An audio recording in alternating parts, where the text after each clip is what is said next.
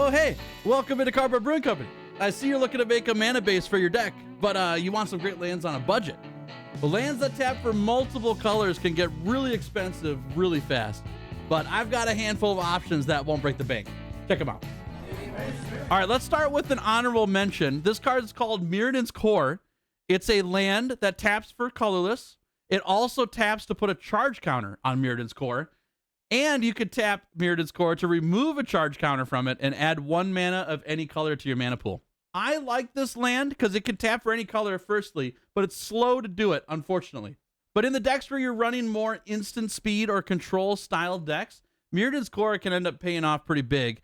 And if you run this in a proliferate deck, it actually gets really good really fast. The nice thing about Mirrodin's Core is that it always taps for a colorless mana if you need it. So you're never stuck. It also enters play untapped, so you can always use it the turn it comes out.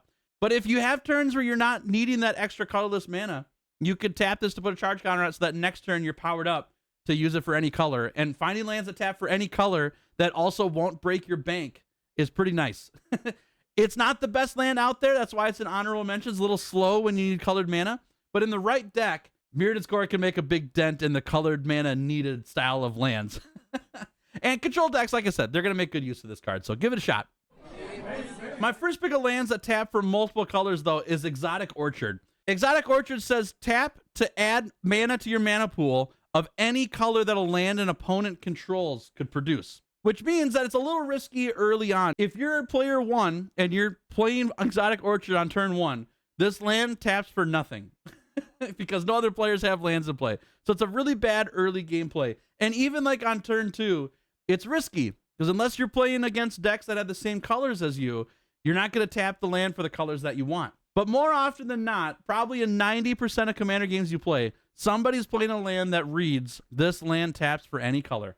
And now Exotic Orchard taps for any color. And even if that doesn't happen, more than likely you're playing against a deck that shares a color with the deck you're playing. It's very rare that that doesn't happen. Now, that's the downside to Exotic Orchard, is that it's not guaranteed to tap for any color. But it's pretty likely. The odds are stacked against Exotic Orchard for that not to happen. You're almost always going to get the color that you need with Exotic Orchard. And at the very minimum, Exotic Orchard still at least gives you a mana if the decks don't have the colors that you need, versus it taps for nothing, which then would make the card really, really bad. Exotic Orchard's great. I've got it in every multicolored deck that I have, including my 5-color decks where you really need a specific color. Exotic Orchard pays off almost every single time. It's very rare that I don't hit with this.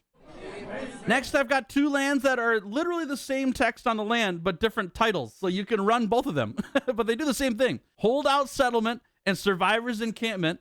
They're lands. They both tap for colorless mana, and you could tap it plus an untapped creature you control and add 1 mana of any color to your mana pool.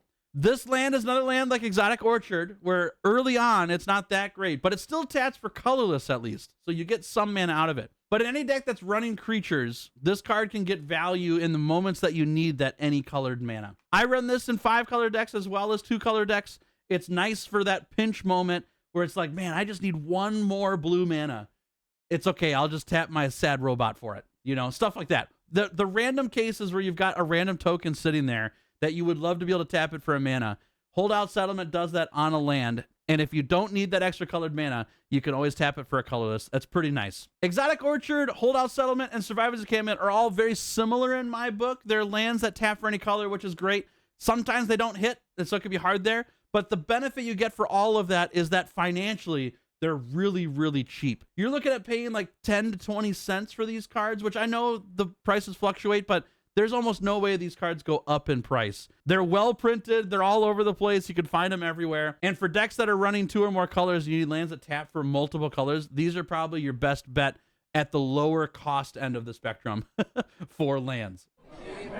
But let's get into lands that are going to tap for 2 colors specifically, and they don't have big drawbacks on them, and they're not going to break the bank. The first one we're going to look at is Pain Lands, and Pain Lands is the title that we as a Magic community have given these lands because these lands tap for a colorless mana, or they tap for 1 of 2 colored manas, but you take a damage when you tap them for that color. And there's a color combination for every color combo in the game for 2 color combinations. So you'll always have a land available to you that taps for the 2 colors that you need, that have the same effect. They'll always be able to tap for colorless, or they could tap for one of two colors and do a damage to you. Your 10 pain lands are Adakar Wastes, Underground River, Sulphurous Springs, Carpulsion Forest, Brushland, Caves of Kylos, Shivan Reef, Llanowar Wastes, Battlefield Forge, and Yavimaya Coast. They're pretty cheap, but they do vary a little bit on price based on the colors that they tap for. These and basically every other card on this list are under $2. I've tried to shoot for the $1 range, but when we get price variation, sometimes they go up to about $2. But pain lands, you're looking at $2 or less around there, and they can go in any duo or more colored commander deck, and they're going to work really, really well. The one damage you take to tap this card for a colored is not that big of a deal. Normally, you're only paying that in the early game anyways. When you get to late game, you can start using these lands to tap for colorless because you're not going to need that much colored mana later on, but it's there when you need it.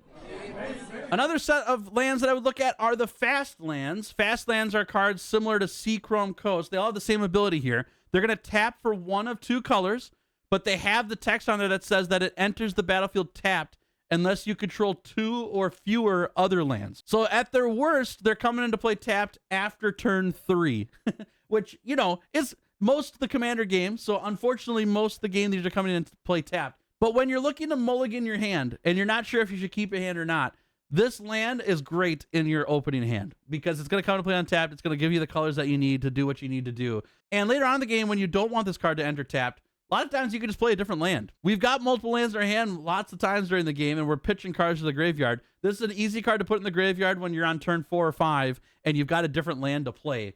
And in a pinch, you'll play in that land on turn 5 if you don't have any other lands to play, obviously, because it at least taps for both colors, and you have the option to have it come into play untapped earlier in the game. I think they're worth running. The pain lands are better because that one damage is less of a drawback than entering tapped for most turns of the game. But like I said earlier in the video, when you're looking for lands that tap for multiple colors and enter play untapped, it ends up being an expensive pick. All the fast lands are Seachrome Coast, Dark Slick Shores, Blackcleave Cliffs, Copperline Gorge, Razor Verge Thicket, Concealed Courtyard, Spire Bluff Canal, Blooming Marsh, Inspiring Vantage, and Botanical Sanctum. And those are the 10 color combinations of Magic, so you can find whatever color combination you need.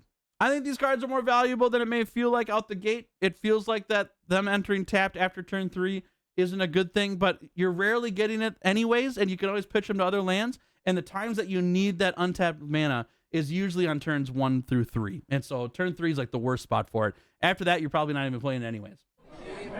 Okay, let's look for a really interesting type of land. They're named filter lands in the Magic community, but there's two different sets of them, and I'll give you the better ones first, and then I'll give you the worst ones later. The better ones are a little more expensive, but it's a minor drawback between the better ones and the not good ones. The first ones are cards like Mystic Gate. They tap for colorless, or you could put a white or blue into them, or in the case of the other lands, it's a hybrid mana of the two colors that this land can tap for. So you put 1 mana in of a color, and you add 2 mana of a combination, either 2 of the same or 1 of each. And that's why they're called filter lands. You're going to put 1 in and get 2 out of the filtered color that you need. It lets you be able to correct your mana, but it also gives you an extra mana. And the nice thing about Mystic Gate style cards is that it taps for colorless on its own, or you can filter it. And here's the worst version of the filter lands. They're not that much different, but it does matter sometimes. So Sky Cloud Expanse would be the exact same as Mystic Gate, except it doesn't tap for 1 colorless mana. You can only filter into white-blue, and you cannot filter into double white or double blue. So do you see the difference between these two lands? It's minor, but it's there. They do the same effect, essentially. They're not going to hamper your mana in terms of number of mana that you tap the lands for, but they're going to tap for different combinations of colors or colorless on its own, and it can make for some interesting board states, too. For example, on turn 1, Sky Cloud Expanse can't even be tapped at all. You have no mana. Now, you're never playing Sky Cloud Expanse on turn 1, but you could see like on multicolor decks, like 3 or 4 color decks, a turn 2 Sky Cloud Expanse may not be useful to you because now you only have white and blue mana. You don't have the color of the first land you played. Say you played a forest on turn 1 and Sky Cloud Expanse turn 2. You have to then tap your forest to tap Sky Cloud Expanse to make white-blue. You don't get green anymore. But with the same setup on turn 2 with Mystic Gate, you actually hurt yourself a little bit because you're going to have that forest on turn 1. But on turn 2, your Mystic Gate, you can't filter anymore. The forest isn't white or blue. So you have a forest and a colorless mana, which is great. That's really good if you need that green mana on turn 2. But it's really bad if you need white and blue on turn 2 because you don't have a white or blue mana to put into Mystic Gate. See what I mean? They're minor differences, but it does matter, and it will make a difference, especially when you get into further color combinations. But for your 2-color decks, for sure, Skycloud Expanse and Mystic Gate aren't that different. They're pretty similar, but the prices vary greatly between these cards. The Mystic Gate style filter lands are going to be way more expensive, and by that I mean around $2, whereas the other ones, you're looking at like 50 cents. Now, they're both good. If I'm making an Azorius deck, I probably want both of these. It's not going to break the bank that bad, but depending on your budget and how much money you want to spend on lands, which I'm not a big fan of spending money on lands either, it could be a choice between the two, and I would rather take the cheaper option here because it's not going to make that much of a difference. The better filter land names are Mystic Gate, Sunken Ruins, Graven Cairns, Firelit Thicket, Wooded Bastion, Fetid Heath, Cascade Bluffs, Twilight Mire, Rugged Prairie, Flooded Grove. And one big note here, for whatever reason, I don't know what it is, somebody who knows other formats of Magic better than me can tell me. Wooded Bastion is like $15. The rest of the filter lands in this set are like $2. I don't know why Wooded Bastion is so much higher priced than the rest of them on this list. I would love to learn why. Let me know in the comments if you know. But if you're looking for the Wooded Bastion filter land on a dime, you're not going to find it. Not right now anyways. They need to reprint that one compared to the other ones. The worst version of the filter lands are Desolate Mire, Ferris Lake, Viridescent Bog, Sunscorched Divide, Overflowing Basin, Skycloud Expanse, Darkwater Catacombs, Shadowblood Ridge, Mossfire Valley, and Sungrass Prairie. So all in all, I think both sets of these filter lands are worth having in your deck, although I would maybe limit the worst filter lands for for 4 and 5 color decks. Depends on how the deck plays out for you. You got to experiment a little bit based on your color combinations. But definitely for your 2 and 3 color decks, I just pick up both of these. For our next set of lands that tap for multiple colors, we're going to look at Reveal lands. Reveal lands are cards like Port Town, and they tap for 1 of 2 colors, just like all the other lands we looked at has. But they have a line of text on them that says, as this land enters, you may reveal a plains or an island card from your hand. If you don't, this land enters tapped. So you get an untapped land, but you have to show a card from your hand that's another land of one of the types it taps for, plains or island, based on this card. But for the other color combinations, it's based on what that card taps for. The reveal lands are Port Town, Choked Estuary, Foreboding Ruins, Game Trail, Fortified Village, Shine Shadow Snarl, Frostboil Snarl, Necroblossom Snarl, Fury Calm Snarl, and Vine Glimmer Snarl. And I like these lands a lot. Like I said before, you almost always have 2 lands in your hand until you're really late in the game, or if you're playing lands aggressively. It's almost always that this land's entering untapped. It's very rare that that doesn't happen. So it all depends on how you use them there. But the low cost of revealing a plains or an island to have a card enter untapped is not bad at all. Or the other land types, obviously, based on which one you're doing. These are also really good with other lands that have dual types. I'm thinking of lands like Shocklands, and there's other lands that have dual types on them as well. But the land itself says mountain and forest on them, but they tap for 2 different colors. And so if you have decks that have a bunch of those types of lands in there, and then these reveal lands, they all work together really well because then you've got multiple cards that tap for multiple colors. The problem with the dual type lands, though, is that they usually run a little bit more money. Shocklands are incredible in basically every commander deck, but Shocklands, you're looking at right around $10 for that land, for 1 land. And the really nice thing about reveal lands is that they're really, really cheap. You're looking at another 50-cent card or less for every color that you're looking at. So I think they're worth it. Grab a few. I think it'll make a big difference in your deck, and you'll like having access to all those colors. And the last set of lands that tap for 1 of 2 colors that I would look at are the check lands. Check lands have been around for a long time, and they're really great, and they've actually become a little bit more affordable nowadays because they've been reprinted so many times. You've got cards like Glacial Fortress that taps for 1 of 2 colors, but it has text on there that says that this land enters tapped unless you control a plains or an island. So they're very similar to reveal lands, but on the opposite end of the board. Reveal lands, you're showing a plains or an island from your hand, and Glacial Fortress is revealing a plains or an island that's on the battlefield already in order to enter tap. So they work well in conjunction with each other. And I just feel like 2 color decks, 3 color decks, these are really easy requirement to hit to have this land enter play untapped. And like I said in past picks for lands, once you get to 4 and 5 color lands, the cost in order to have cards enter untapped like the reveal lands, the check lands, that's actually harder to hit because you're running a wider variety of land types. And your opening hands, you want as many colors that you can get out of your lands so that you can hit your 5 colors for your deck. But in your 2 and 3 color combo decks, hitting an island or a plains on the battlefield before you play Glacial Forge is so easy. It's not that big of a deal.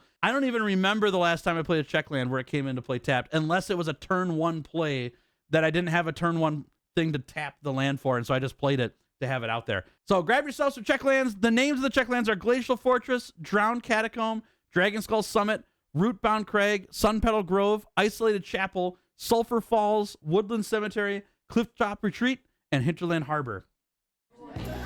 These 7 or 8 land types are going to get you pretty far into deck building on a budget. And then you can start picking up higher powered, better lands for your deck as you feel more comfortable spending more money on cards that tap for multiple colors. And that's the hard part about land bases in Commander. But you got to start somewhere, and I think that these cards are the cards that you should start with. So these will get you started on your multicolor Commander deck. And if you enjoyed your time here at the Cardboard Brewing Company, you'll likely enjoy this video too. Enjoy your brew!